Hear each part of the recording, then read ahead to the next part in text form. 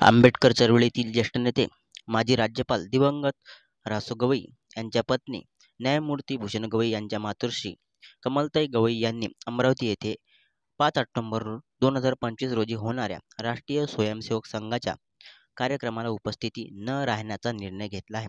प्रकृती ठीक नसल्याचे कारण देत त्यांनी एका पत्राद्वारे आपली भूमिका स्पष्ट केली. विशेष म्हणजे या कार्यक्रमाच्या निमंत्रण पत्रिकेत कमलताई गवई यांचे नाव प्रमुख अतिथी म्हणून छापण्यात आले. याचा मोठा वाद देखील निर्माण झाला होता. कमलताई गवई यांनी पत्र जारी करत, माझे वय 84 असल्याने माझी प्रकृती बरी नाही, त्यामुळे मी RSSच्या कार्यक्रमात जाणार नाही अशी माहिती दिली आहे. या कार्यक्रमामुळे आंबेडकरी चळवळीला वाहिलेले आपले जीवन कलंकित करण्याचा प्रयत्न होत असल्याचे सांगत त्यांनी तीव्र खेद व्यक्त केला आहे. कमलताई गवई यांनी स्पष्ट केले की त्यांनी आपले जीवन आंबेडकर चळवळीला आणि विपश्यनेला वाहिलेले आहे. आपण कुठेतरी गेलो तरी आंबेडकरी विचारच मांडणार, ते आपण शेवटच्या श्वासापर्यंत सोडणार नाही.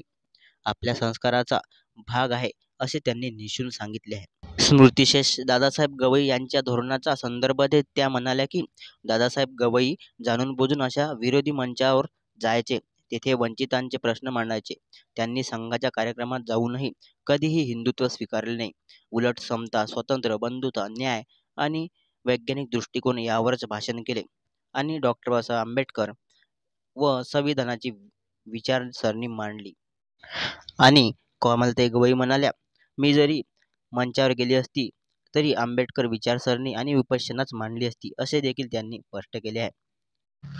तुम्ही चॅनलवर नवीन असेल तर चॅनलला सबस्क्राईब करा. व्हिडिओ आवडला असेल तर व्हिडिओला लाईक करा. धन्यवाद. जय हिंद, जय महाराष्ट्र.